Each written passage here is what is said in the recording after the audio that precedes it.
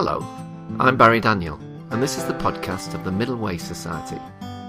Our aim is to encourage a universal approach to living a more integrated, ethical life, avoiding dogma or any appeal to authority.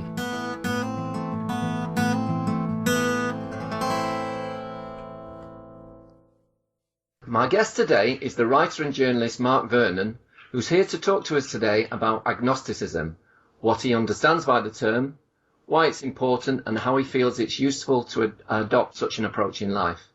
Welcome to the MWS podcast, Mark. Thank you very much. Okay, could you start off by telling us something about your life and background? Yeah, I began my professional life as a priest in the Church of England. That didn't work out for me. I did a curacy, but left for all sorts of reasons, really. But part of that was a kind of intellectual reason. I left a very convinced atheist. But I had to own up myself to being sort of very interested in the spiritual dimension, you might say, and have gradually found my way back to a kind of theism through this notion of the agnostic element, the way that God is ultimately unknown and unknowable to we human beings. I feel that that tradition has rather got lost in the West. So that's why this subject of agnosticism really engages me and interests me. A couple of years ago, you wrote the book, How to Be Agnostic. So was that your principal motivation for writing that? And what were your main aims with the book? Yeah, it was in a way. It was partly personal, partly exploratory. And I guess that, part of this whole unknown theme is something that's experienced as much as talked about. The ancient skeptics had a very nice way of putting it, I think, that human beings live on the edge of a circle, and inside the circle is what we know. We do know certain things, but outside the circle is what we don't know. And the nice thing about the analogy is that as the circle gets bigger, as what we know increases, as it were, so too does our contact with that which is unknown get bigger because the circumference grows. Yeah. And they argue that the art of living was to kind of live on the edge of this circle. Sometimes we want to rush to the middle where we are certain of everything, but then life becomes a bit cramped. But on the other hand, if you step out completely into the unknown, then you get completely lost. So there's a kind of art to living on the edge. And I try to explore that in the book, both in terms of philosophy, like the skeptical tradition, but also in terms of experience. Okay.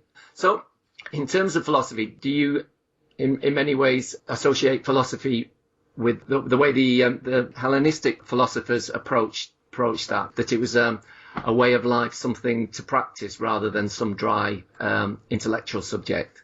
Yeah, it was a combination of both. It was lived in the marketplace for many ancient philosophers, where you brought your whole person to bear upon what you were thinking about, what you were experiencing and trying to live. And it took many years. It was a kind of transformation of the soul to get to understand these things. And I think that they all, in some way, the different schools of the ancient philosophies were a response to Socrates. Mm-hmm. And Socrates, if you like, is the patron saint of the unknown elements of life. I think that the reason why he's such a seminal figure is that to have an encounter with him was to somehow become aware of how being human is a bit like treading water on vast oceans of unknownness. And many people didn't like that, of course, and Socrates ultimately paid for his life, I think, paid with his life for trying to open up that dimension of life. But luckily for us, enough people were engaged by that, and the skeptics, followers of Plato, others, they all try and grapple with what it might mean to live a Socratic way of life, to be open to this we're we human beings are the in-between creatures, as Plato put it, that we're not just completely ignorant like presumably other animals are and sort of blissful in that, but then neither are we like the gods who presumably see it all, and we're somewhere in between. And this in-between status is both the source of our creativity and desire or inspiration in life, but also can ruin and destroy us because it's never completely satisfied. A criticism that is often directed at agnostics is that they sit on the fence and can't make their mind up. What are your thoughts on this? Yeah, well, I think the word agnostic has come to mean that a lot in the modern world in common parlance. It has come to me in a kind of whatever, don't really care, it doesn't interest me. And I think that's just the case. The word can be used like that, but it's not the kind of agnosticism I mean at all. And in fact, it's not the kind of agnosticism that Huxley meant when he coined the phrase. He did say that his agnosticism was a kind of acknowledgement of the limits of human understanding, and he traced a tradition of that goes back to Socrates, but all the way through Christian traditions as well. I think you used a term in your book. You described yourself as a conviction agnostic. Would that be an appropriate term? Yeah, I think what I mean by that is I think actually to be a theist is actually to also be an agnostic, because the first thing that you can be sure if you believe in God is that you don't know God fully. To feel that you do know God is not actually to believe in God, it's to have created an idol. So when Moses goes up the mountain in the Hebrew Bible, he doesn't come to a full realization of God. He ascends into darkness and cloud. And that theme is very common in spiritual traditions that try to pursue a path to God, the cloud of unknowing, as it's called in the medieval text. So I think that although it sounds a bit paradoxical because of this common use of the word agnostic, agnosticism and theism actually go together. On that subject, I don't know if you've ever come across the Chinese expression sometimes to describe the religion as the great matter of birth and death. For me personally, I find that there's something rather than nothing mind-boggling, but I like that. I'm not looking for an answer. I think where religions maybe go wrong is by trying to provide answers to such imponderable questions. Now in your book you seem to talk about the various mystical traditions in this light in some way. Yeah, I think that what we've lost in a way is a sense that answers, in inverted commas, can operate in different registers. And we've got very obsessed with literal answers. Perhaps it's not surprising in an age in which empirical science has had such incredible success and so shapes our lives. But we've lost touch with, analogical, with the metaphorical, with the mystical itself. In poems, phrases can be sort of answers, but they're the kind of answers which throw you more deeply onto questions rather than rounding it all off. And we've lost touch with that ability to engage with life in that kind of way so much in the modern world. So it's not surprising that theism, becomes a kind of fundamentalism. Do you believe in it or not? Can you prove it or not? Mm-hmm. It's a very kind of thinned out discussion. I've noticed on the web that you have an interest in the work of Iain McGilchrist, who's the patron of the Middle Way Society. How does his idea of the divided brain tie in with agnosticism and ethics potentially as well? Well, I don't know whether Ian has said this to you, but he has certainly said to me that his fantastic book, The Master and His Emissary, is a kind of spiritual book, because in it he tries to explore what this awareness of the implicit in the world might be like.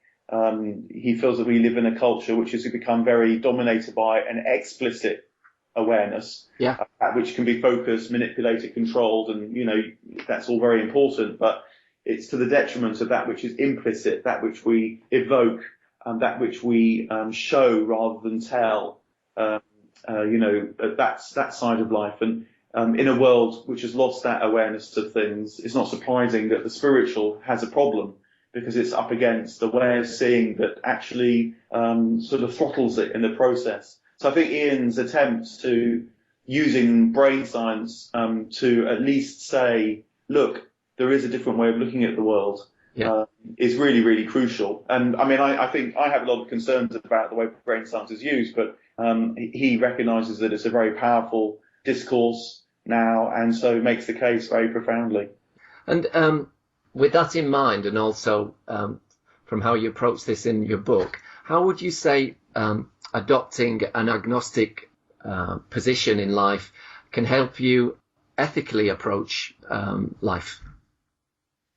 Well, I guess that it's two ways. One would be a kind of modesty, humility, to recognise what's always unknown, not just in terms of the big questions, but in terms of everyday human encounters. And we hardly know ourselves, let alone other people. and that evokes a certain kind of modesty in terms of engaging with others. But I think also it speaks to the virtue ethics tradition, which again is a sort of minority concern in the modern world. But in virtue ethics, the idea is to cultivate the habits, the character, the personality that doesn't have answers, but as it were, hopefully puts you in the best position to live a flourishing life. Utilitarianism and deontological ethics, the main strands in modern ethics, are really about providing answers. This is what is good, this is what is bad. Yeah. Virtue ethics doesn't say that. It says, look, if we develop these habits, these characteristics, these capacities as human beings, then the good and the bad might, gradually emerge for us. We'll understand them more deeply. So virtue ethics is, by its very nature, a more sort of agnostic approach to life. Okay, yeah. Middle way practitioners tend to see all three ethical strategies, consequentialism, rule-based ethics, and virtue ethics, as useful tools in one's ethical toolbox, choosing the appropriate one or combination for the situation rather than one of them being the ethical strategy. I mean, all of them have practical ways of addressing conditions. For example, consequentialism helps you to face up to consequences, rule-based theories help you to be consistent, and virtue ethics helps you, long term. But they all have their drawbacks too. Does that resonate with you at all? I guess to a degree, but I feel that it's time for virtue ethics to make more of a stand, because I think particularly utilitarianism is so dominant that its downside is also very, very powerful. The way that everything becomes a kind of calculation. Yeah. The world becomes ruled by the accountancy or the bureaucratic mindset. And I think that is so pervasive now that, sure, there's a certain place for utilitarianism, but, the way it so shapes the way we think about the world really needs addressing. So I want to make more of a stand for virtue ethics. Yeah. I could agree with that. I think we need a balance. I think we're a bit out of kilter there with all three of them, aren't we? Yeah. I guess maybe I want to be a bit more bullish about knocking utilitarianism, but maybe at the end point to address some kind of balance. And then you're also an admirer of Jung. What do you make of his statement, "I don't believe in God, but I know him"? Yeah, well, he made this very provocative statement at the end of his life, famously in that interview, didn't he? And I guess what he meant was that he had come to a felt awareness of the divine that was so much now part of the way that he saw the world, that it wasn't a statement of belief anymore, but in some profound sense, a way of engaging with the world that felt like a knowing the world. I don't think he meant that he knew God sort of face to face, but that somehow so much of what he'd explored through his life rested on the unknown God, through his engagement with symbols, through his engagement with the unconscious, through his engagement with the myths of the world and so on, that he had come to a place where it wasn't so much that he knew God, but that he couldn't doubt the divine.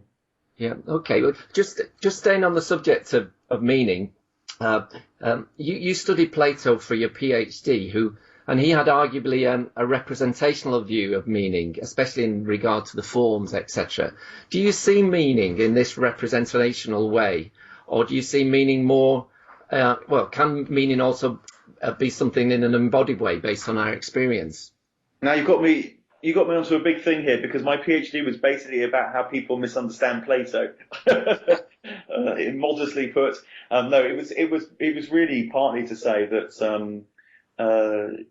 the thing about Plato is that he explores all sorts of possibilities, and he never definitively says this is what I believe. He's kind of like Shakespeare. If you go around asking what does Shakespeare believe, you lose the point of his plays. And I think that if you go around asking what did Plato believe, you do so similarly. I think a fundamental issue for Plato is that philosophy is not read on the page, it's lived in a life and a way of life. And that's why he wrote dialogues, and only dialogues, we know that. Now, it's true that he does explore representational kinds of knowledge in various points, but he, of course, also undermines them equally successfully. And he's a great inventor of myth as well. You know, the myth of Atlantis, the myth of the cave, all these are Plato's creations. And I think that they were equally as important in his toolkit, you might say, of how he can engage with the world, as any kind of representational theory. And even the forms which you mentioned there, you know, it pops up in various dialogues and in completely different ways. Sometimes the forms are the awareness that grows out of the ascent of love. You know, it's not a representational notion at all. So I think Plato's constantly toying with different ideas, knowing that none of them will finally settle. But in a life, a sense of things can grow. He learns his lessons well from his teacher then. Yeah, I think he was a true follower of Socrates, you know, knowing that you know nothing for sure. But he develops it, I think, particularly actually through this prism of love, this desire for what we lack and long for, and the way that beauty and the good, the true, that draws us as much as any logical series of, you know, debate. Just staying on that subject of love and the definition, the desire for what we lack, can that in some way square up with Jung's idea of individuation? I mean, maybe. You know, so Jung's idea of individuation would be that we lose touch with a part of ourselves, which he called the shadow, for all sorts of personal reasons. It becomes distasteful, unpalatable, frightening to us, and so we push it away and it falls into the shadow. And individuation is about trying to recover that lost part of us, ourselves, so that we become fuller, richer human beings, rather than constantly shaping ourselves by that which we're afraid of. You know, the thing about loving what you lack is that you have a sense of it. If you didn't have some sense of it, you wouldn't know that you lacked it, so you couldn't love it in Plato. And I guess that, you know, the side of us which we lose touch with, that we have some sense of, if only through our fear, love would be the way of trying to draw it back to ourselves, and so becoming more individuated in Jung's sense. So perhaps I could see the two coming together in some way like that. Okay. And then what is your understanding of the middle way, and how could that tie into what we've been talking about? Well, and the way that the phrase strikes me is through Buddhism, I guess, and you know, the Buddhist way traditionally been known as the middle way.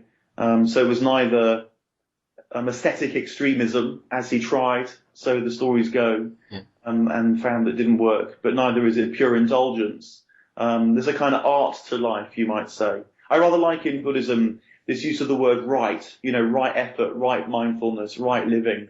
And it suggests a kind of balance, that, you know, in right effort, you've got to put some effort in, but if your effort becomes too possessive and clinging and holding, then you undermine what you're trying to do. So there's a kind of easing off, a letting go as well in right effort.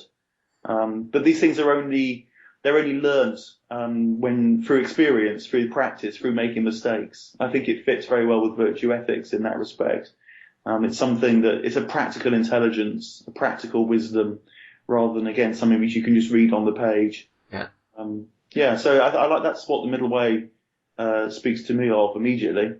And would you say Aristotle's golden mean, which ties in with virtue ethics, has a correlation there? Yeah, I mean, his idea that you know what courage is, for example, because it's in between foolhardiness and timidity. And again, that's something which you have to judge through the course of a life. You become better at arriving at the courageous position, rather than it's not a calculation. It is something that's felt. It's the educated heart, as Aristotle put it, that knows about these things. That would speak to it too, yeah. Yeah. And is there a middle way in Christianity? And if so, can you think of any examples? Yeah, it's not a phrase, as far as I know, that's used in Christianity in such a direct way. But as a sentiment? As a sentiment, well, it reminds me of Plato's expression, which we were talking about, what I was mentioning here, this idea that we're the in-between creature. We're neither sort of, blissfully happy, like my pet cats are, for example, but neither are we all-knowing in the way that the gods might be. And Platonism is, very profoundly influential in Christianity. So Augustine, a great Platonist theologian, he picks up this phrase and renders it more poetically by saying, we are between the beasts and the angels. Uh-huh. That's what it is to be human, to live this in-between life. And I guess that's a sort of another take on the middle way, you might say, that we're finite creatures that have a taste for the infinite. We're mortals that have a taste for immortality. So living that well, so that it inspires us rather than destroys us, is part of the middle way too, I suppose. Now, you describe yourself, as you say, as a Christian agnostic. Can one as easily be a Hindu agnostic or a Muslim or a humanist agnostic? I suppose that the Christian bit for me means, apart from anything else, it does mean the theistic bit. I think an atheist agnostic would be different. If that's what the humanist bit in your question means, and lots of isms rattling around here now. But I think in terms of attitude and stance towards the big questions, this sense that our understanding of things as much opens up what we don't know as much as what we do know. That could be replicated in many spheres. Whether or not you go the metaphysical step, yeah, I don't know. But as an attitude or a stance, you find common ground with many different kinds of people, I'm sure. Okay, well, it's been really interesting to talk to you today, Mark. Thank you very much for giving up your time today. Yeah, well, thanks for speaking as well. It was fun.